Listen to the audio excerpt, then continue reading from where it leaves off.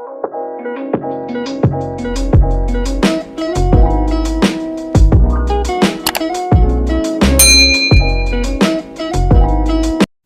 pagi anak-anak, salam jumpa kembali bersama dengan Ibu. Salam sejahtera bagi kita semua. Sebelum kita memulai pembelajaran hari ini, marilah kita berdoa agar pembelajaran kita hari ini diberkati oleh Tuhan Yang Maha Kuasa. Pada kesempatan ini, Ibu akan menyampaikan pembelajaran kelas 5, tema 3, makanan sehat, subtema 1, bagaimana tubuh mengolah makanan. Pembelajaran 4.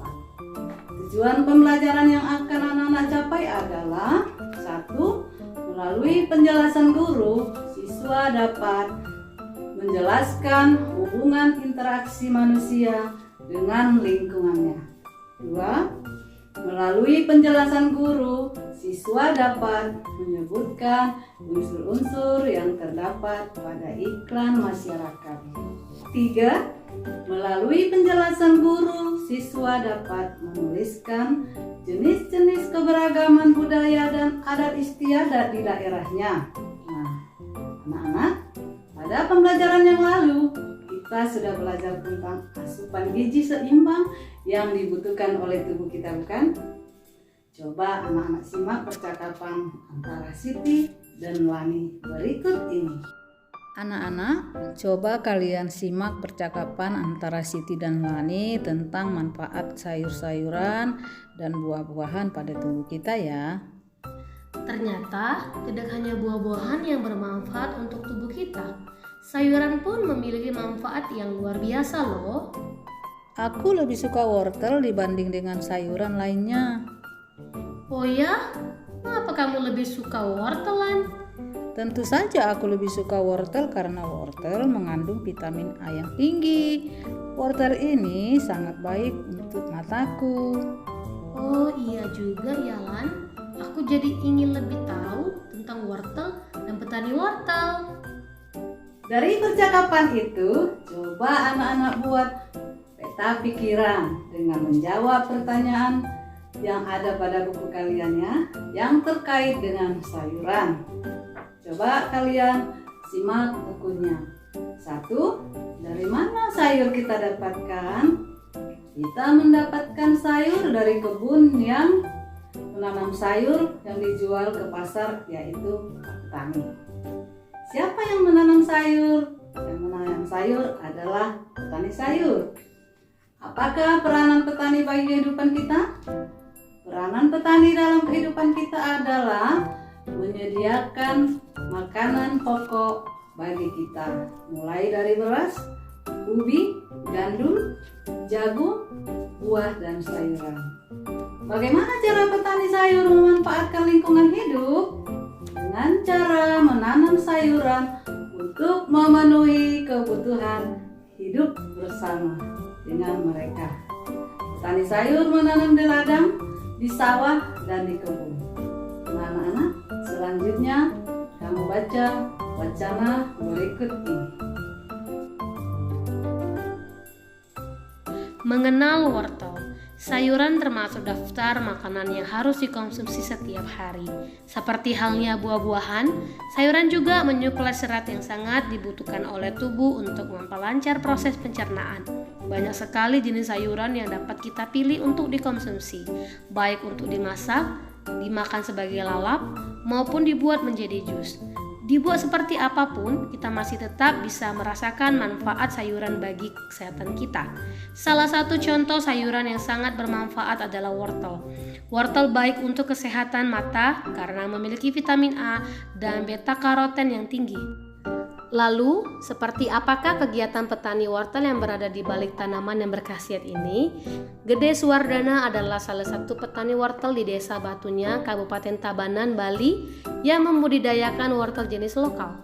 Suwardana memaparkan selama masa tanam, para petani rutin memberikan pupuk pada awal masa tanam. Menurutnya, pemberian pupuk di awal masa tanam sangat berpengaruh terhadap perkembangan tanaman. Pupuk yang mereka gunakan adalah pupuk organik. Hasil pertanian wortel lokal juga tidak mengecewakan. Gede Suwardana menjelaskan bahwa ia mampu memperoleh omset sebesar 2 juta rupiah per bulan dengan harga jual per kilogram sebesar 7.000 rupiah. Untuk pemasaran, Suwardana menjelaskan bahwa ia membawa wortel-wortelnya tersebut ke pasar Batu Riti Tabanan.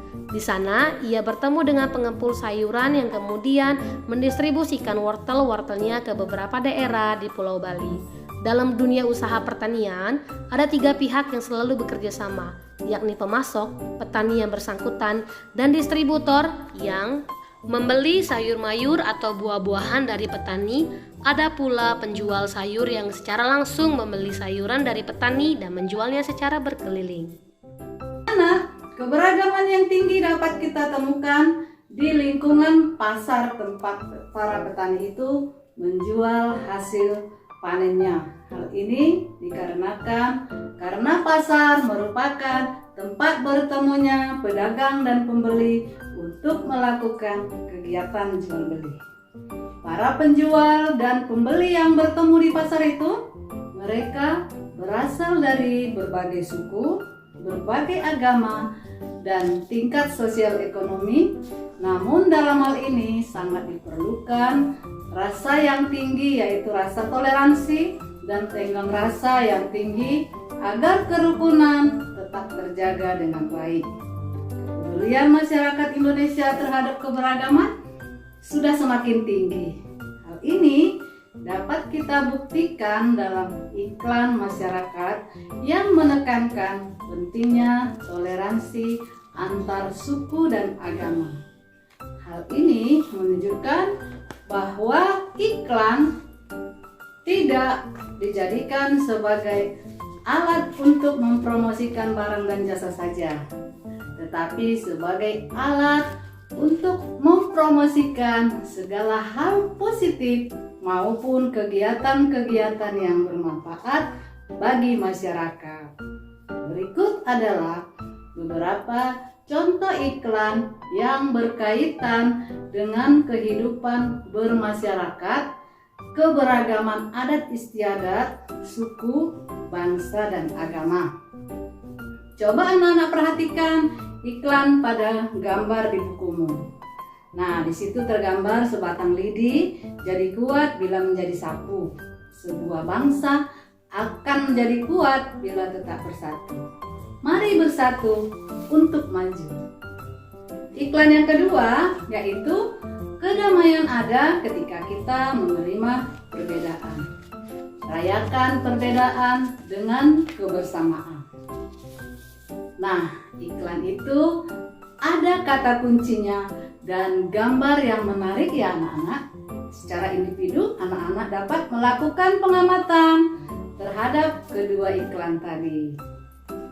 Lalu kalian isi format berikut ini anak-anak. Coba kalian buat formatnya di buku latihan kalian.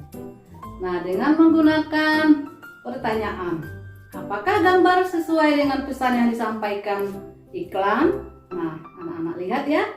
Cocokkan dan tuliskan di bukumu. Yang kedua, apakah gambar cukup menarik? Yang ketiga, apakah gambar cukup jelas? Nah, kita identifikasi bersama-sama ya. Nah, nomor 1. Kalimat iklannya adalah sebatang lidi. Jadi kuat bila menjadi sapu, kan?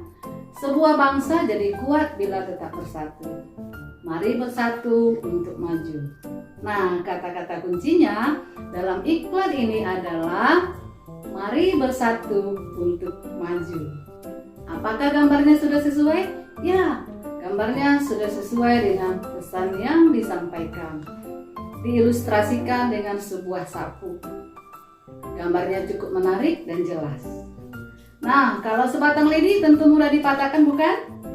Namun, kalau seikat sapu lidi diikat menjadi satu, maka akan susah dipatahkan. Demikianlah bangsa kita. Jika kita bersatu, maka bangsa kita akan semakin kuat. Nah, anak-anak, Sekarang kita lihat iklan yang kedua. Kalimat iklannya adalah kedamaian ada ketika kita mau menerima perbedaan. Rayakan perbedaan dengan kebersamaan. Kata kuncinya adalah menerima perbedaan. Gambarnya sudah sesuai dengan pesan yang disampaikan. Di situ digambarkan tentang perbedaan yang ada. Tetapi mereka saling menerima perbedaan dengan saling bergandengan tangan. Gambar jelas dan menarik. Pada gambar anak-anak lihat sangat jelas perbedaannya, bukan? Dari jenis kulitnya berbeda. Coba kalian lihat gambar yang ada pada iklan tersebut. Dari suku berbeda, dari pakaiannya pun berbeda, dari agamanya berbeda, dari latar belakangnya berbeda.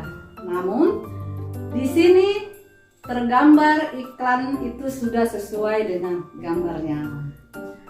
Anak-anak, gambar iklan yang kamu amati itu menyampaikan pesan tentang bersatu dalam keberagaman. Nah, bagaimana anak-anak di sekolahmu? Apakah di dalam sekolahmu terdapat keberagaman suku, agama, budaya, dan adat istiadat? Tentu ada, bukan? Nah, bagaimana cara anak-anak dalam menyikapi perbedaan itu? Tentu anak-anak menyikapi dengan menerima perbedaan yang terjadi itu, bukan? Dengan cara menghormati dan hidup bergaul akrab dengannya. Coba anak-anak amati contoh pada gambar di bukumu halaman 32. Nah, di situ terlihat adanya salah satu contoh keberagaman adat istiadat di Pesona Tanah Toraja. Di sini sebagai salah satu tempat yang terindah di Indonesia, yaitu Tanah Toraja di Sulawesi Selatan yang menyimpan begitu banyak pesona alam dan adat istiadat yang unik dan sangat menarik untuk dinikmati. Berkat kekayaan budaya Indonesia yang luar biasa, Tanah Toraja ini bahkan dimasukkan ke dalam daftar sementara warisan dunia oleh UNESCO pada tahun 2004. Adalah sebuah upacara kematian yang dinamakan Rambu Solo, yang merupakan upacara mengantarkan sanak keluarga yang telah meninggal dunia ke alam baka. Upacara ini biasanya dilangsungkan secara meriah selama berhari-hari, serta melibatkan seluruh penduduk desa. Nah, ini keberagaman yang terjadi di Tanah Toraja. Nah, anak-anak, seperti apakah contoh adat istiadat di daerahmu? Keberagaman apa saja yang kamu temukan di sekitarmu?